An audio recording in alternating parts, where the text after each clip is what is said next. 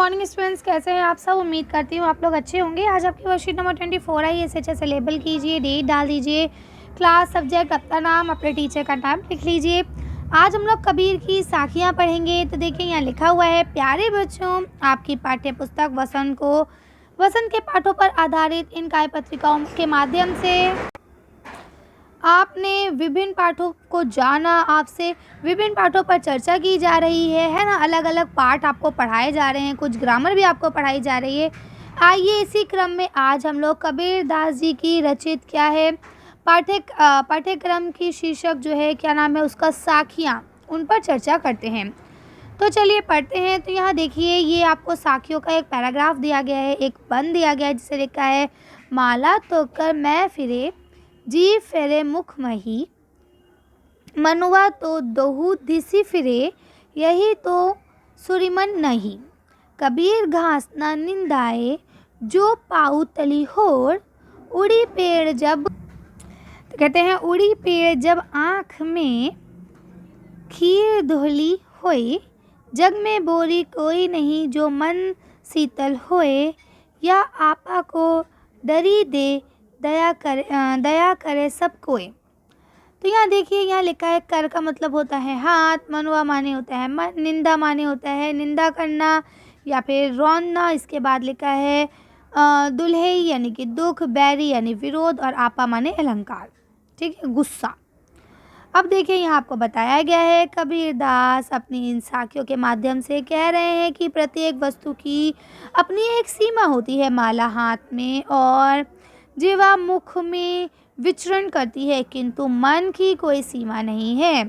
यानी इंसान क्या करता है, हाथ में तो माला ले रखता है कि भाई मैं भगवान का नाम जप रहा हूँ, राम राम या अल्लाह अल्लाह जो भी है, और दिल में और वैसे क्या है, बैर लिए हुए घूमता है ना, और सीमित ही सोच पाता है। लेकिन कहते हैं कि हमारा जो मन है इसकी कोई सीमा नहीं है, वे दसों दिशाओं में विचरण करता है, यानी हर दिशा में टहल सकता है, जा सकता है, जिसकी हमें समझ ही नहीं होती है। यही दुख का कारण होता है। यदि हमने मन को वश में कर लिया तो हम कई प्रकार की समस्याओं से बच सकते हैं। बिल्कुल ठीक बात है ये, क्योंकि बेटा क्या होता है, हमारा मन जो है हर तरफ घूमता रहता है। हमने देखा उसके पास गाड़ी है, हमें भी चाहिए। हमने देखा उसके पास अच्छी सी पेंसिल है, हमें भी चाहिए, है ना। तो इससे क्या होता है, हम अपने आप भी परेशान रहते हैं और अपने मम्मा पापा को भी परेशान रखते हैं। पैसे दीजिए मम्मा, पैसे दीजिए, मुझे ये लाना है ना। वहीं अगर हम इस चीज़ को समझें और क्या करें, इन सब फालतू कामों से अपने मन को रोकें, अपनी पढ़ाई पे, अपनी स्टडी पे, अपने कैरियर पे फोकस करें, तो हम ऐसा कभी नहीं करेंगे, है ना। नेक्स्ट में क्या बोलते हैं, कबीरदास जी घास को पैरों से रौंदे जाने को मना कर रहे हैं, क्योंकि वही घास जब आँख में पड़ती है तो हयास दुख देती है। यानी कि वही एक छोटा सा तिनका जो घास का हम लोग पैर से रौंद रहे होते हैं, है ना, वही जब आँख में अगर चला जाए तो कितनी तकलीफ़ देता है। तो यहाँ पे बात बेटा सीधे घास की नहीं हो रही है। असल बात ये होती है कि हम किसी को अपने से छोटा समझ के, अपने से कमतर समझ के उसकी बेइज्जती करते हैं, या उसको सॉरी उसको नीचा दिखाने की कोशिश करते हैं। लेकिन अगर वो कल को हमसे ऊंचा हो जाता है, हम अगर की बात नहीं है बेटा, जब हम किसी को कमतर समझते हैं ना, तो अल्लाह, गॉड, भगवान वो ऊपर से देख रहे हैं, फिर वो उस अगले बंदे को हमसे ज़्यादा ऊंचा कर ही देता है ना। तो फिर हमें बहुत दिक्कत होती है। इसलिए कभी किसी से भेदभाव नहीं करना चाहिए। इस साखी के माध्यम से कबीरदास जी ये संदेश देना चाहते हैं कि किसी भी व्यक्ति को कमज़ोर मानकर उसे सताना नहीं चाहिए, क्योंकि कभी वह आपको दुख का कारण बन सकता है। आपको ऐसे दुख का जो आपसे सह भी ना हो, हाँ, ऐसे ही दुख का कारण भी बन सकता है। वही बात मैंने तो पढ़े बगैर ही आपको पहले ही बता दी, है ना।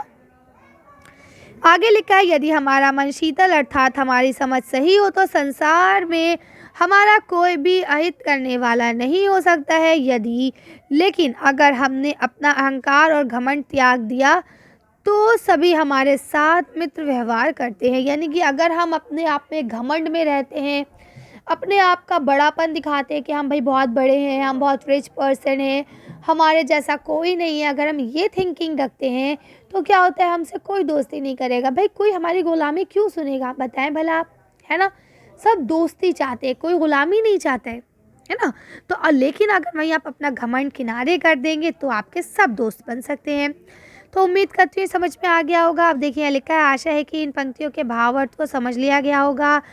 आइए इन्हीं पंक्तियों पर आधारित कुछ प्रश्नों के उत्तर लिखते हैं। जैसे नंबर 1 में लिखा है, निम्नलिखित में से कौन सा विकल्प आँख शब्द का पर्यायवाची नहीं है। तो आँख शब्द का पर्यायवाची कौन सा नहीं, अभी देखिए यहाँ आप कर पढ़ के आए थे ना, ये देखिए कर का मतलब क्या था, हाथ, है ना।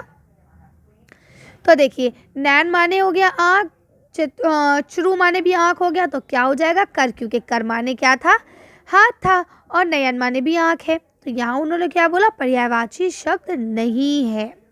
ठीक है, अब देखिए लिखा है, कबीरदास जी के अनुसार माला तो कर मैं फिरे, इसे क्या आशय है। तो चलिए इसका आंसर देखते हैं। देखिए अब आप इसका आंसर यहाँ से लिखेंगे, कबीरदास जी के अनुसार माला तो कर मैं फिरे से आशय ये है कि माला हाथ में और जीवार मुख में विचरण करती है। यानी कि हम माला में तो माला हाथ में लेके भगवान का, अल्लाह का नाम जपते रहते हैं, राम राम अल्लाह अल्लाह या कुछ भी कहते रहते हैं, लेकिन हमारा जो दिमाग है वो पूरी दुनिया में नाचता रहता है, हर तरफ की सोचता है, और यही हमारे दुख का कारण बनता है। ठीक है, चलिए आगे पढ़ते हैं। अगला क्वेश्चन यहाँ लिखा है, कमजोर व्यक्ति की निंदा ना करने के लिए क्यों कहा गया है। देखिए इसका आंसर यहाँ से लिखेंगे, कमजोर व्यक्ति की निंदा ना करने के लिए इसलिए कहा गया है क्योंकि कभी वह असह्य दुख का कारण भी बन सकता है ना। क्योंकि ज़रूरी नहीं है कि हम जिसे कमज़ोर समझ रहे हैं वो हमेशा कमज़ोर रहे। दिन के बाद रात ज़रूर आती है और रात के बाद दिन भी होता है ना। तो जो कमज़ोर व्यक्ति है वो हमेशा कमज़ोर रहे, ऐसा संभव नहीं है। ठीक है, मन को शीतल रखने से संसार में कोई भी बैर कैसे नहीं होगा। यानी कि कोई भी बैर और कोई भी बुराई, कोई भी भेदभाव या कहते ना बदले की भावना नहीं होगी। क्यों, चलिए तो इसका आंसर देखते हैं। इसका आंसर यहाँ से लिख सकते हैं, मन को शीतल रखने से संसार में कोई भी बैर नहीं होगा, क्योंकि हमारी समझ सही हो तो संसार में हमारा कोई भी अहित करने वाला नहीं हो सकता। ठीक है, कर लेंगे। चलिए आगे पढ़ते हैं।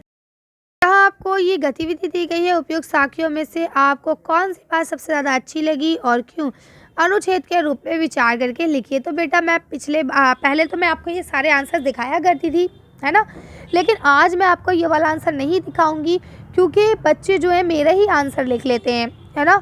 यहाँ आपकी बात हो रही है, तो अब आप यहाँ ये आपको 3 दी गई है, देखिए 1 2 और 3 आपको यहाँ पे पंक्ति दी गई है। पहली यहाँ से यहाँ है, दूसरी यहाँ से यहाँ तक है और तीसरी यहाँ से यहाँ तक है। इन तीनों पंक्तियों में से आपको कौन सी पंक्ति अच्छी लगी, जो सी आपको अच्छी लगी आप उसको लिखेंगे।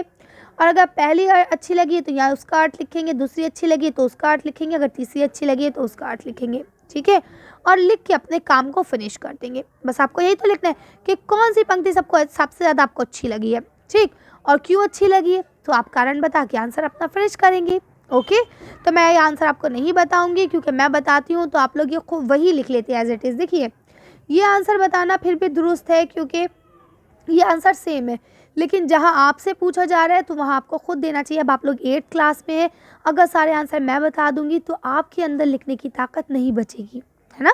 चलिए तो ये आंसर आप लोग खुद कीजिए। अगर कोई कन्फ्यूजन होती है, कुछ समझ में नहीं आता है बेटा, तो आप लोग मुझे कमेंट्स करके पूछ सकते हैं।